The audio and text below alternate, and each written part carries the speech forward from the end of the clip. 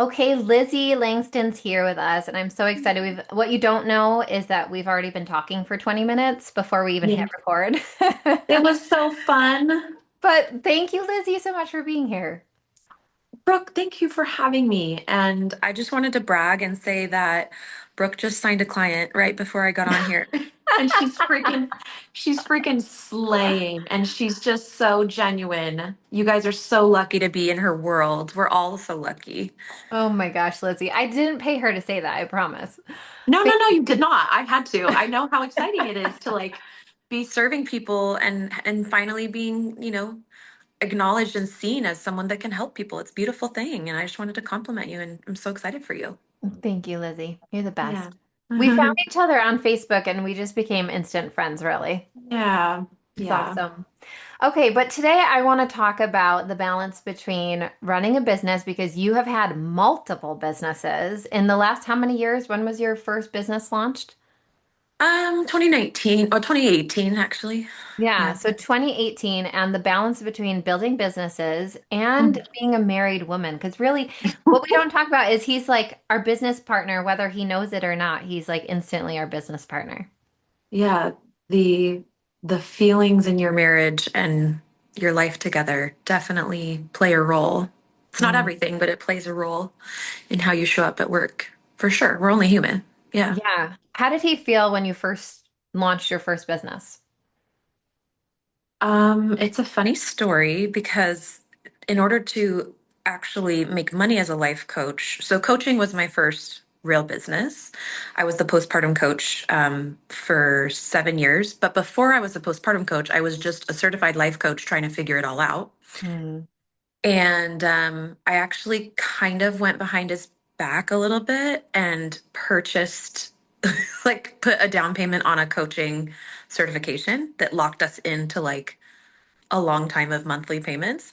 And I wouldn't Oh my recommend doing gosh. that. I wouldn't recommend doing that, but I was coming out of postpartum depression and it's just like my soul knew that I had to do this. It was my ladder in the dark. It was somebody threw me a life raft and I knew, this was actually how I was going to express myself in this world and it was my sanity was on the line, So I think it was in everyone's highest interest. But anyway, so his first response to this whole idea was like, "What have you done?" Mm, hmm. um, and then I worked on him. We sat with it. I left space for him to just process that. I wasn't proud of it either. Like I said, I wish I could have come to him with some beautiful conversation and poured my heart out. But honestly, I don't know if I'm pretty sure he would have been like, hell no, no way. So I did what I had to do. And eventually, though, so at first I was just sort of like uh, kind of homeschooling the kids. They were young, they weren't, like in older school years, they were just little kiddos. And so at first it was sort of a hobby, but then the pandemic happened and he lost his job as so many people did. He's a mechanical engineer. And then we had actually, through a private loan through our family, we were able to purchase a business.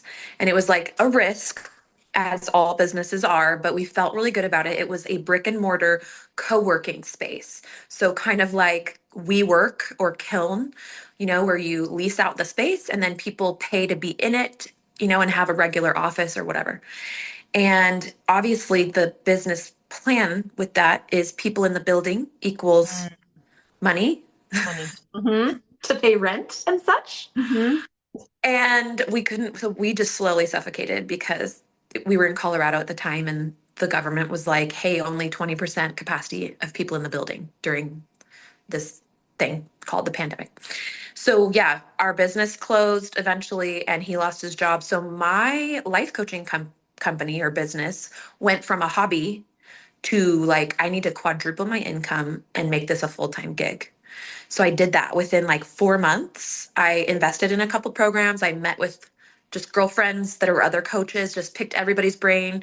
I was doing deep manifestation and prayer and, all the things. Um, but yeah, so then to answer your question and bring it full circle, then he started to be like, I am so glad you did this. Hmm. But And I was just like, initially he was oh, not supportive. what? Initially he was Um, a little resistant to it. he he he was always supportive of me being happy and doing what I wanted. So it wasn't like he was trying to hold me captive or something, and be some icky control guy. He was just worried about money. And Hmm. he's like, we don't have, we can't pay for this. Then come to find out later, my parents had apparently helped one of my sisters-in-law or something, I have a big family. So some woman in the family they'd helped her get a master's degree, like financially. And so they actually wrote me a check. And one time we opened in the mail and they were like, we wanted to do, this coaching certification, sort of like a master's degree for you. We can tell you're taking it really seriously. We wanted to be fair and help, any women in the family that want to get higher education. Like we want to help. And so they like actually paid for they sent us a check for like Wow. $18,000. It was like a big thing. Yeah. So that was really cool because I didn't expect that at all. We were expecting to pay it off together and it was going to be a long road. And anyway, it was just one of those things where I was like, I had to follow my gut and risk losing trust and all the things. And also like I'm so glad I did because I was able to carry our family through the pandemic. And um I did for like 2 years. I was full time. I paid for all of our bills. Um it was amazing. I had 3 little How kids at the time, too. how was your husband's ego at that time? Because men are told a lot that they need to provide and protect for their women and they need to be the ones who bring home the bacon. Like how Yeah. did he manage when you were making, I would imagine, more money than Yeah. him? He didn't have a job. Well, I think separate from that dynamic, like just on his own, he was a little bit depressive because he was out of a job and that was a huge life change and he didn't have a lot of control over it. So much of what creates depression, from what we understand from the research, is feeling a lack of control in your life and of what happens to you. That's a big aspect of it. It's not everything. So I do think he was already like in deep grief about losing his job.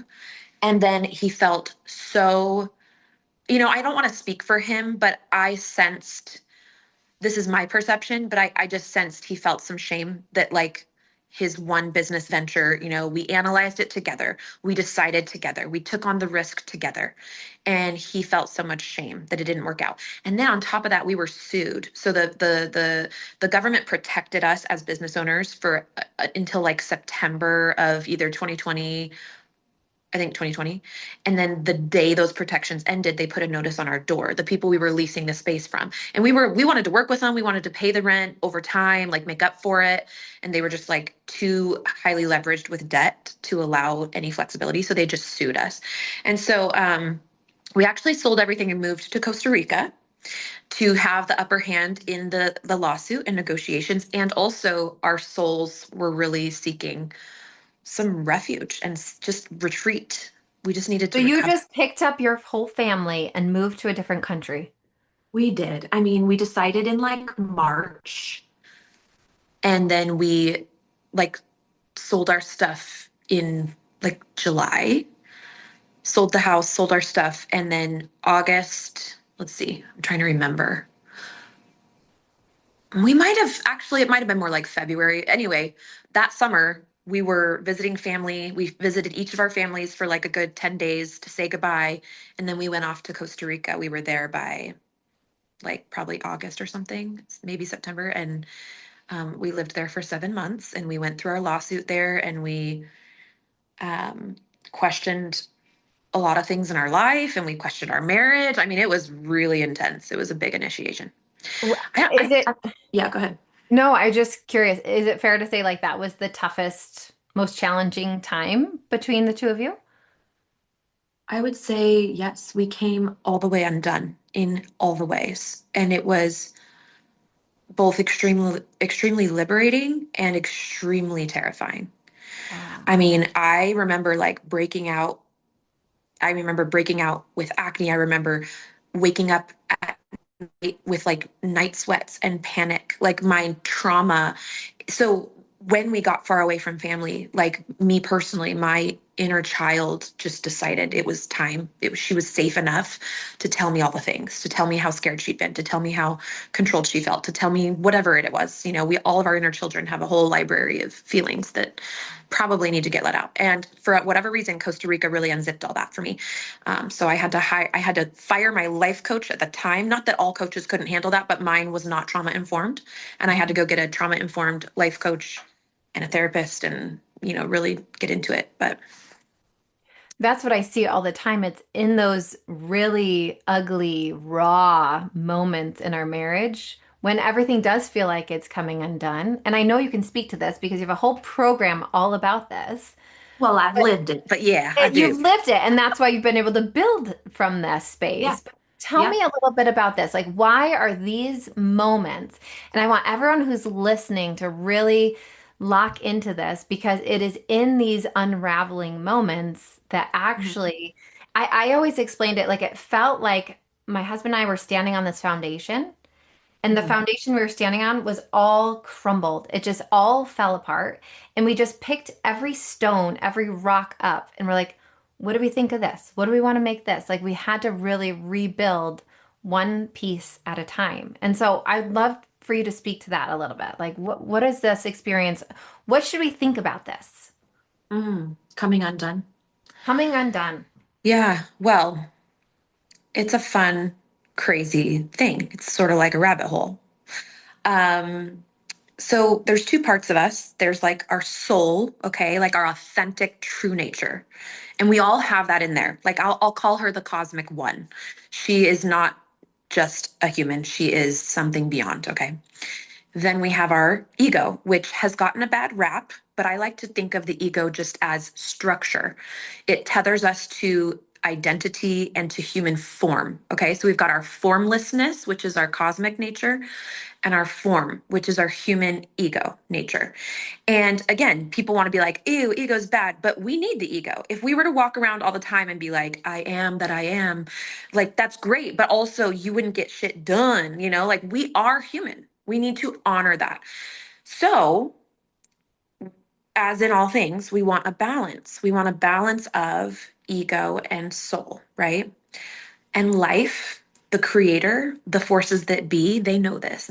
It knows this. There's an intelligence here.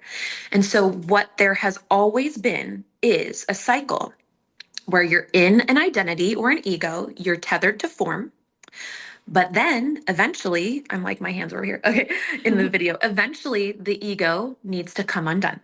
This is exactly what was happening to me in Costa Rica. My sense of identity, my attachment, my attachment to form, the way that I had known it was being messed with. Okay. And so I was being initiated into an ego death. So that Mm, is what's happening. When we're coming undone, when we are disoriented because who we were is not who we are becoming, but we're also not somebody new yet. That is, I call it the sacred art of coming undone. It is ego death. And so there's a process, and this is an ancient process that the ancient Egyptians, sorry, I'm getting calls and I'm like, go away. Okay. So the ancient Egyptians understood this cycle and they taught it in their mystery schools. Okay. Sorry, I was getting a call. Did it mess with you? Is it good? Can you hear no, me? no, they Okay. taught it in their mystery schools. Keep going. Okay. Okay.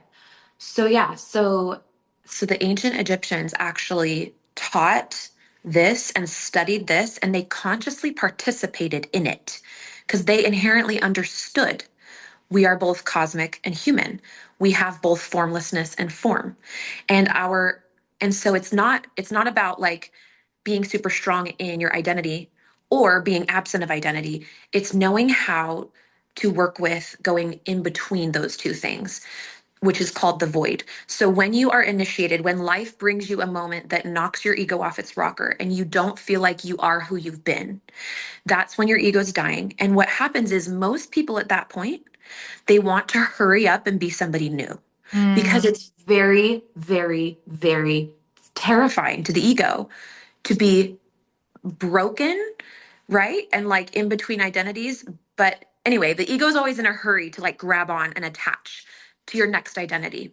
And so, what I teach in the mystery school and what I had to learn experientially through my Costa Rica thing, and honestly through other ego deaths as well, is how to, instead of trying to hurry up and be the new thing, is how to sit in the void, Mm. the nothingness, the formlessness, while also being a human that wakes up every day and says, "Hi, I'm Lizzie," right? So you don't lose all sense of attachment to form. You don't lose all identity. You don't lose your name necessarily, but you might lose like your profession, or you might lose, your religious affiliation, or you might lose a friendship that triggers this sense of who am I in one aspect of your life, right?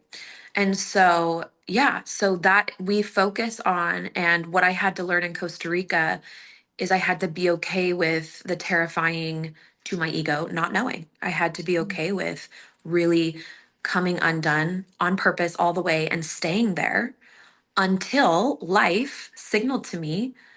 And one of the things we teach is like in the void, you really do, you don't just sit there, you also learn how to listen to life. You Mm. learn how to sense, it's like the wind feels different. You get so viscerally attuned to life as if it's a school, as if your whole life is the mystery school. And from that place of listening in the void, that's where you can hear your soul. That's where you can be guided. Your cosmic self can come forward and be like, actually, this is who you are. And that's the beauty of the whole cycle. And then eventually, so your soul will give you a little glimpse of like, actually, this is who you are. And then you'll start to create a new sense of identity around that. And you emerge from the void and you start to be the new person. And that's so cool and fun. And that might happen for a couple years. And then another ego death's going to And then happen. you're back in it, right? So Yeah. you're saying don't lose it and freak out when you are going through that void. Just Yeah. know that you're right where you need to be. And that's something that I love to say all the time. We're right where we need to be. It reminds me so much. I've never heard it explained that way. It reminds me of the heroine's journey. Have you heard that story? Yeah. Very similar concept, right? We go deep into the cave and we lose all our people along the way. And at the end, in this darkness, we find ourselves. Mhm. Because that's what it feels like when you are in that void. Like you don't have other people to compare your life to. You don't you're not looking for that validation as much. You're kind of in it and you're in it deep and dark and it's scary. Yeah. Well, and that's one of the things we really work with people on in the void is remembering that darkness is where life is created and darkness is the womb. If we can see it that way, we've been taught to fear the dark and the unknown, and the ego does naturally fear it. And the ego's never going to stop fearing the dark and the unknown because its job, its survival is form. Okay. So what we do is we don't try to overcome the ego. We just try to like dance with it and understand when an ego is coming undone, what are its dying breaths? What are the ways that it's going to revolt and freak out? And how do we track that and not become that? And like, you know what I mean? Like, how do we stand in that cosmic energy while the ego is coming undone and lovingly allow it to do so? Um, so yeah. That's what's so beautiful about what I'm sure you have learned in the coaching is like letting it be and letting go of the control in so many ways, right? Mm-hmm. Like letting what is be. What I want to know is because I feel like my husband thinks I'm crazy sometimes. When you start talking about all of these things and all of these ideas and these concepts, like how do you manage when your husband believes something very different than what you currently believe? Excuse me, I have a tickle. You're fine. Because I know I've Yeah. listened to you on other podcasts, and you and your husband have very different like money beliefs, and you believe in manifestation, and maybe he's a little bit more logical thinking. So Mhm. how do you interact with the differences in that relationship? Okay, so a couple things. The first thing is I had to stop expecting his spirituality and his inner mysticism to look the same as mine. Mm. As soon as I stopped measuring, like, like, well, if he wakes up early and stares at the morning sky like I would, then he's being spiritual. And it's like, oh, I had to open my mind to what if his version of spirituality is truly different than mine, and I actually need to be a student of what his spirituality could look like and not the authority in the room. Because Oh, I'm a psychic medium. Okay. Like I am really spiritual and I'm also very psychic and I have a lot of cool spidey senses and I'm empathic. And when I think that I know, when I treat him like I'm the spiritual authority and I diminish his mm, natural budding spirituality, it creates problems for me. It feels icky for both of us. And honestly, he probably, I mean, if I had to guess with that dynamic, he probably would be a little bit more skeptical of my stuff. yes. So, like, spirituality can never trump sovereignty because Mm. they're one and the same. And so I have to acknowledge his sovereignty, his choice, his his soul.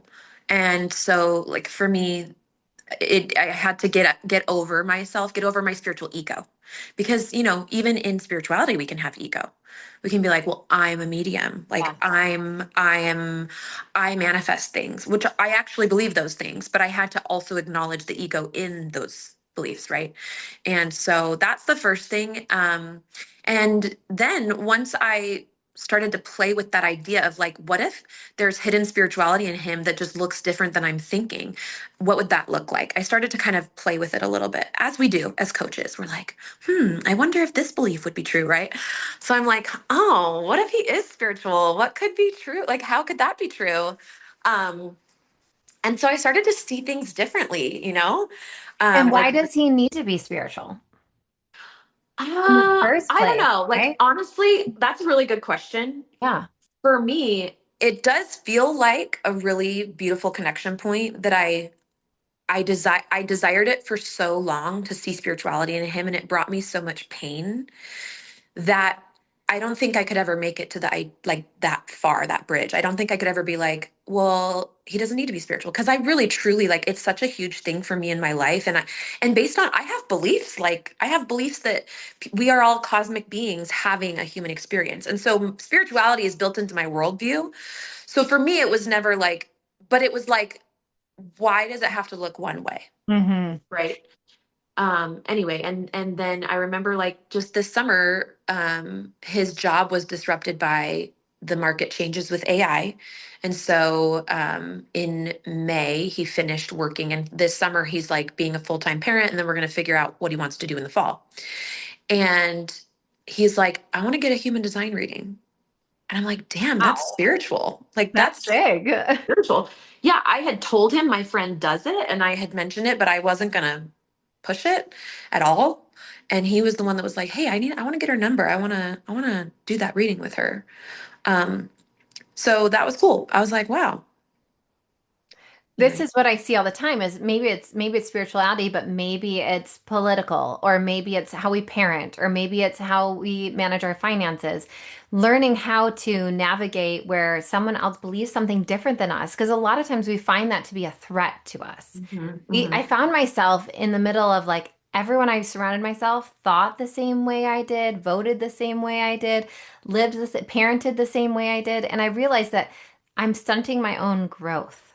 Yeah, And I yeah, feel like marriage is this opportunity to love someone who is so different than us, and it allows us to expand our capacity to understand another perspective, another yeah, way of doing something, another way of seeing something, another way of interacting with people.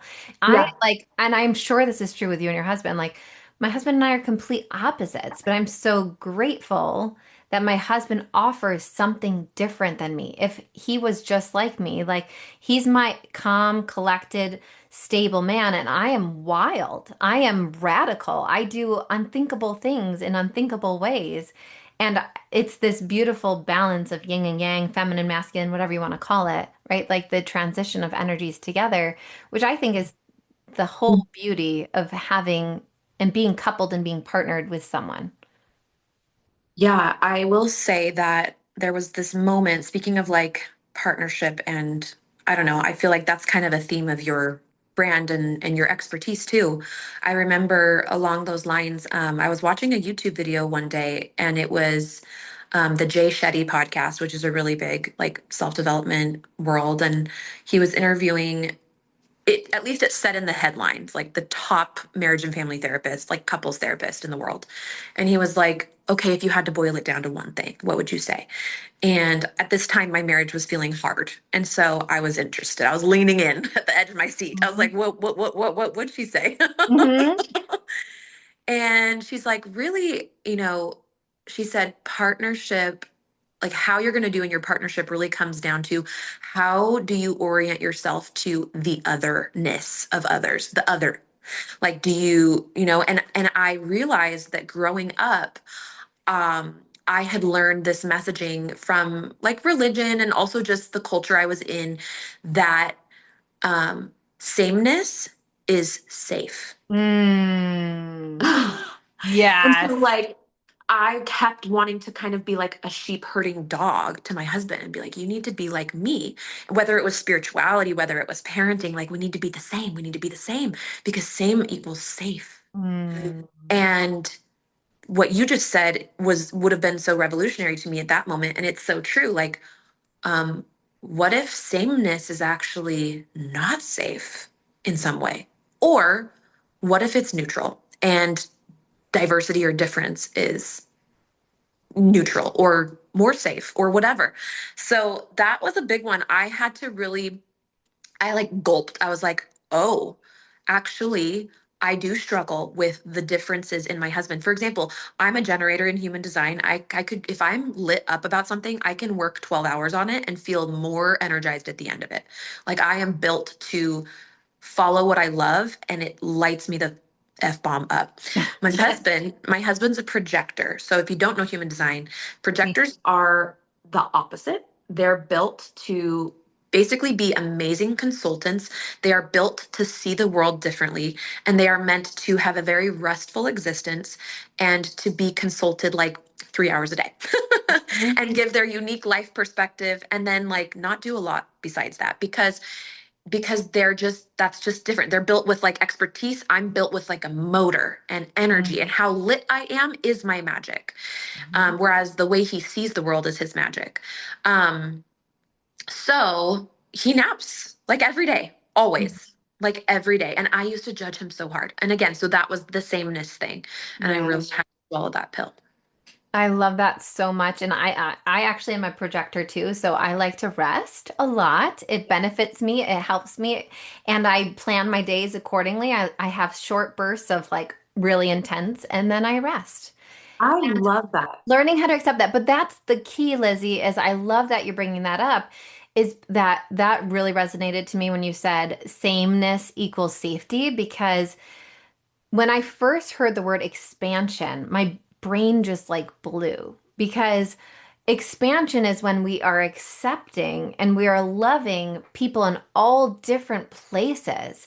I always felt like we all had to do the same thing, and he had to think the same way as me, and we had to parent the same way, and we had to spend our money the same way for us to feel safe and guarded. But that comes from that like parent-child dynamic that we're so used to. And then when we get married, we bring that dynamic with us. We either become the parent or we become the child. We don't know how to. I always think of it as like north, east, southwest, like a compass.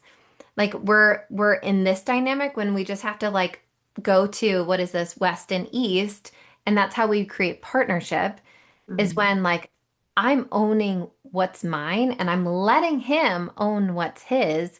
Yeah. Together, we can create something that's never existed in the world. And it's so different, right? I'm in the Yeah. east and he's in the west, but like that Yeah. expansion between those spaces is just so wild. Mm. And I can so, tell, I could just tell you have such a passion for this. It's fun to hear you talk about it. It's definitely like magnetic when you talk about it. This is definitely your projector like expertise of I mean part of it, right? it must be. I mean, I do get really lit up about it. Love But that. what I love hearing other women talk about is like when we know this, like when we started owning this part of our relationship, like this partnership, like how did that transform your business? Because it sounds like for a long time, like you were kind of the breadwinner and you were building businesses and I just want to share my story really quick. My husband Yeah. has had like 8 different jobs. And I was a hairdresser for 19 years, and he like would start and stop, start and stop, start and stop. And my dad grew up in this, like he had the same job for 45 years and he hated it. And so like I had a lot of issues with like husband changing jobs. Like this doesn't feel safe. Like you're supposed to have one job and you're supposed to be consistent and you're supposed to make all the money. And like I had to really deconstruct all of those belief systems because it just wasn't serving me anymore. And so I'm curious like what kind of experience that was like for you. Yeah. Yeah. So, um, it was not a secret that my husband wanted a wife that was a full-time stay-at-home mom. And Oh. that was excruciating to me. And it's still a little bit of a tender subject, but um, we've come a long way. He's come a long way. I've come a long way. I used to want that too. We were both raised in a religion and a cultural setting that was those traditional gender roles, conservative values. And so we were taught to desire that. And we were also taught to believe that it was the best for the children, that it was the best for the marriage, that it was the best for the world.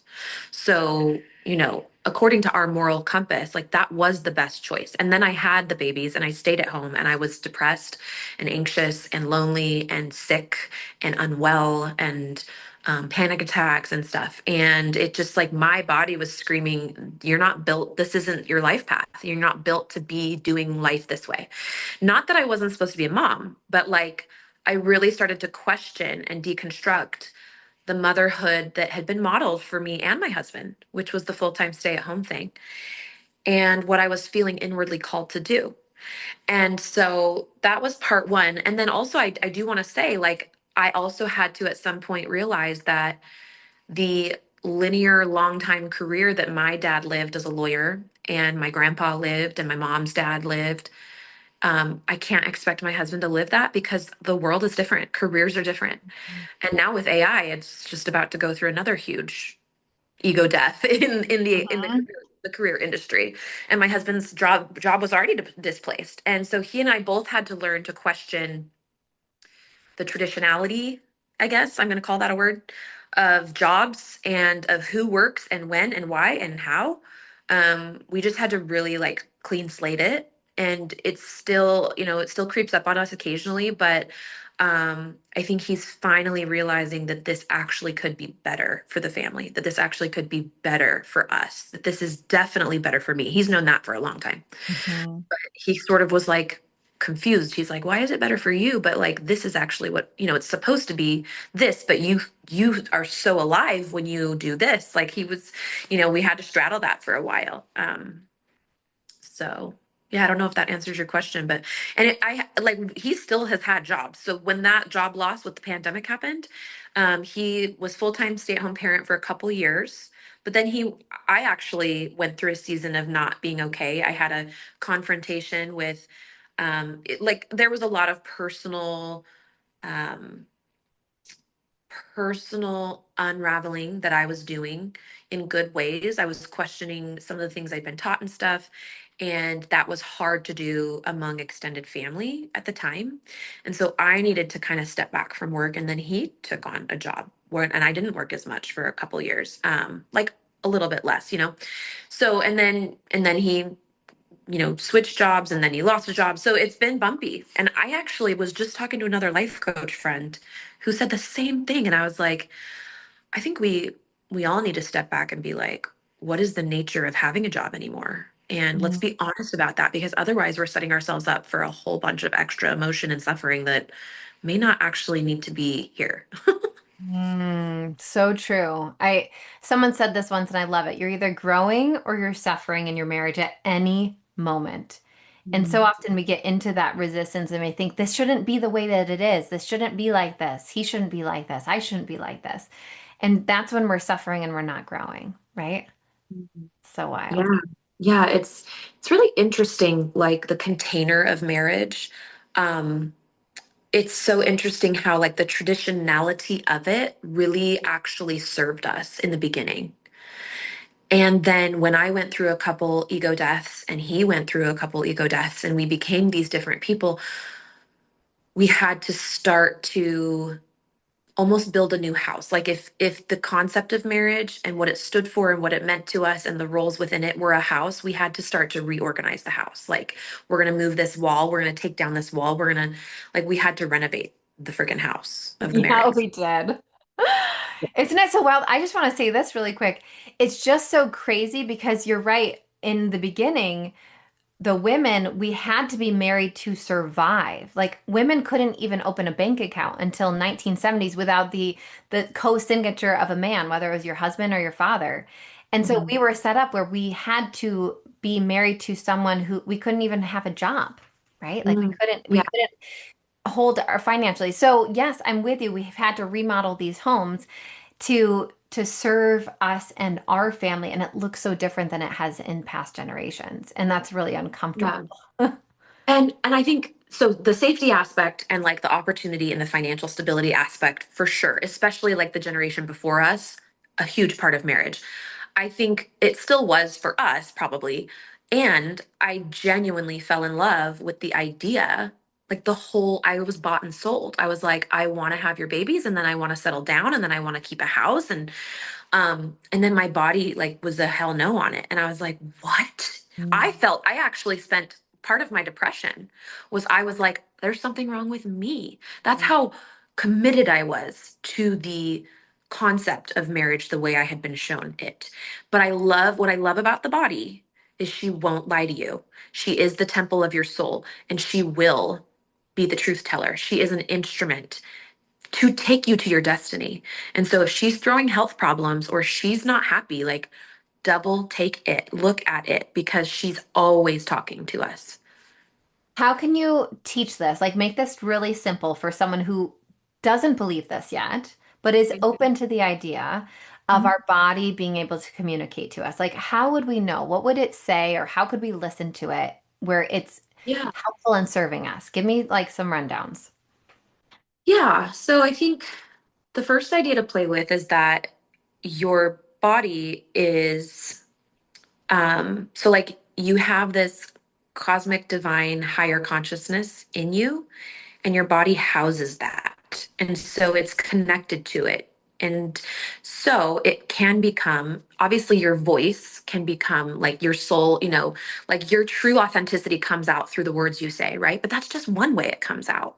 It might also come out through like your countenance and the way like you walk into a room and your posture, right? And so we already believe in body language. We already believe that we are more than just the words that we say.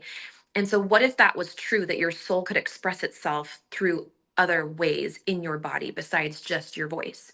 And so, for me, what that has looked like is maybe I'll walk into a room and I'll meet somebody new and I might get like an ugh in my gut, right?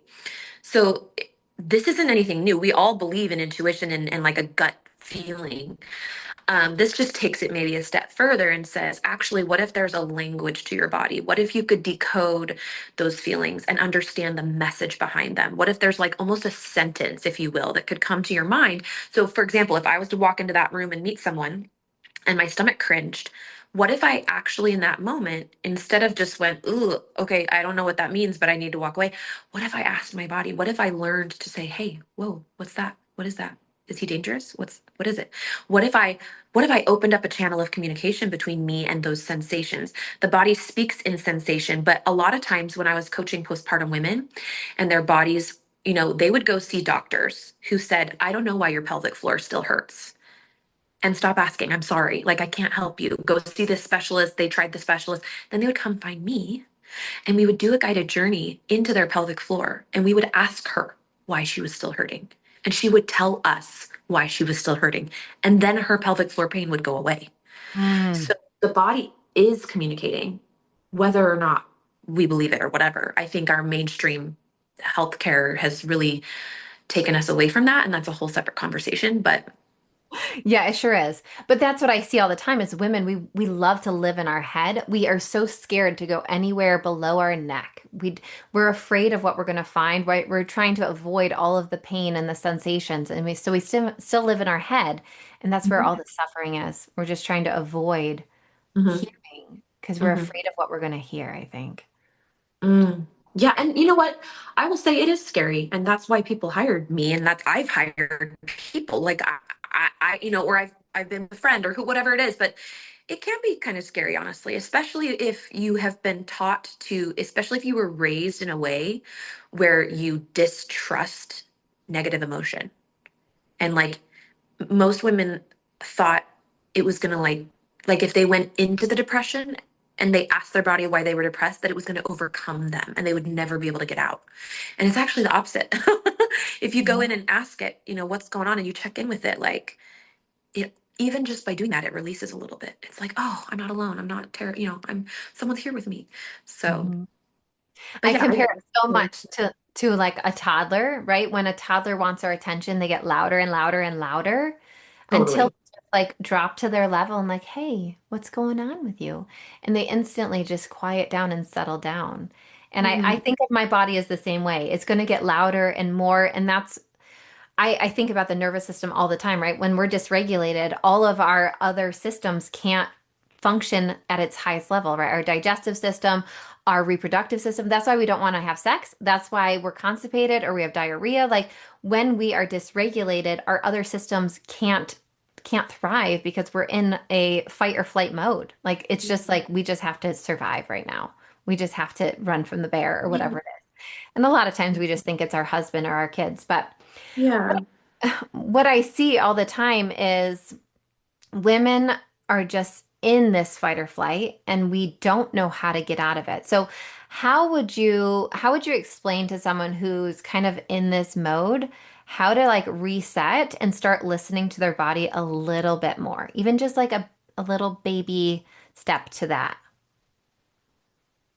Yeah, I would say um part of it is your beliefs, right? So like a belief will help you slow down your flight response if you change a belief. So the beliefs we've offered you is that your body is actually a trusted friend, that she's a truth teller, and that she wants to talk to you, right? So believing that is part of it. You're still going to feel, if you have a habit of like a flight response from your own body's emotions, you're still going to probably do that. And so, like, I honestly, I just tap, I go across my cheekbone, down to my jawline, across my, so I go, okay, so if you were putting on blush, you start at the apple of your cheek. I'm trying to do it because people aren't watching necessarily. Right. You start at the apple of your cheek and you go back towards your ear in a straight line. Then you drop and you're still tapping. You tap down to your jawbone and then you tap inward towards your chin. You're making a big square or rectangle. Then you go back up to the apple of your cheek. And I just do that square like 6 or 7 times anytime I'm feeling afraid of anything. When we tap our bones, they release. I don't understand what chemicals, or not chemicals, you know what I mean, like hormones, whatever. But when we bone tap, you can also tap any bones on your body. You can tap your shoulder bones, you can tap your arm bones, your thigh bone, your knee bone. Anytime you bone tap, it releases a sense of safety, basically. Whatever creates safety in your body, it releases that. So bone tapping can be really helpful when I feel that flight response taking over, to slow it down Mm, and just I kind of love that. like not run away as much. Not run away. So if you guys see me tapping on my bones, that's what I'm doing for sure. Yeah, yeah. It feels amazing actually I when you love it. feels really good. It's So weird because like it's not like you're massaging muscle. That's gonna feel good, but actually bone tapping feels really good. It's yeah, weird. it really It's does. weird. Totally true. Okay, here I have one last question, and then I want to hear all about where people can find you. Love it. So, we talk about on Spice of Life all the time that our marriage is our greatest business asset. I want to know from Lizzie, like, how has Yes. this been true for you?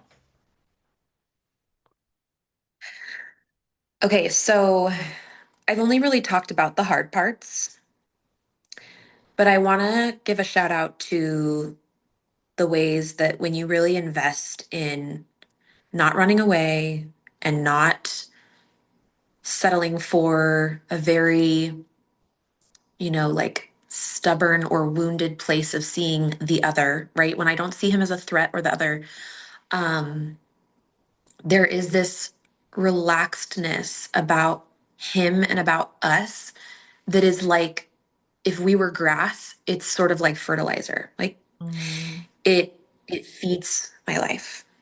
Um, and it feeds my sense of belief in myself and my sense of stability and safety. And it feels like this really big place where I could ask him or us or the family to do anything and like it could hold it. So it almost creates this field that's bigger than my own, and like a soft landing place. And it comes with two sides. Like, he doesn't flatter me. He's not like, wow, you're so brilliant. Like, he wouldn't. He's and sometimes I'm like, you should. I'm amazing. But I have plenty of people in my life that do that. He's more of my no bullshit. Also, I love you deep, deep, deep to the ocean.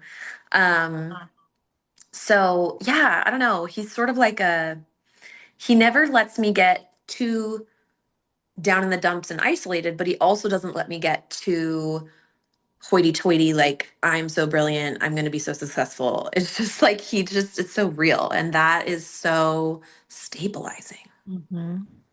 That's And it's balance, so right? rich. It is, yeah, and it keeps me humble and in service, and it keeps me also tethered to like, sometimes in a capitalistic society, in an online business, there's a lot of messaging that's like, you can go as big as you want, and you can da da da da da. And I really went with that for a while.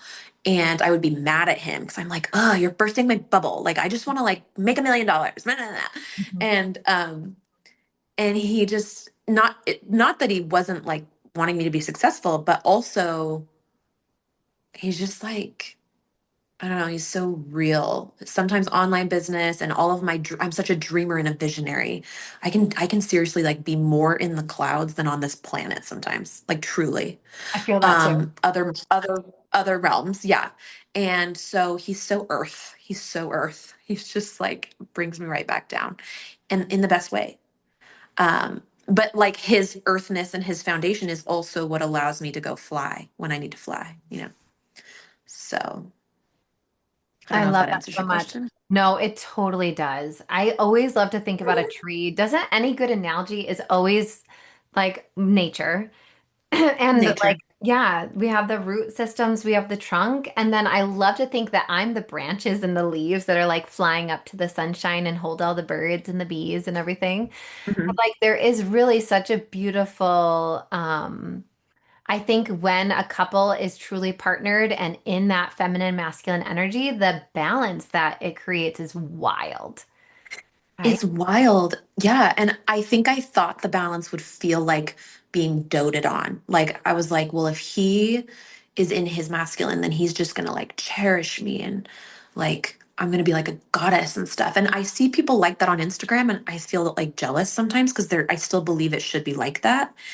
Um, and maybe it should. I don't know. I'm not even going to say it shouldn't, but I will say that in this season, with like the four children that we have, ages 12 to 3, and the dog and the bunny in the house, and like we're still recovering financially from what we went through in the pandemic.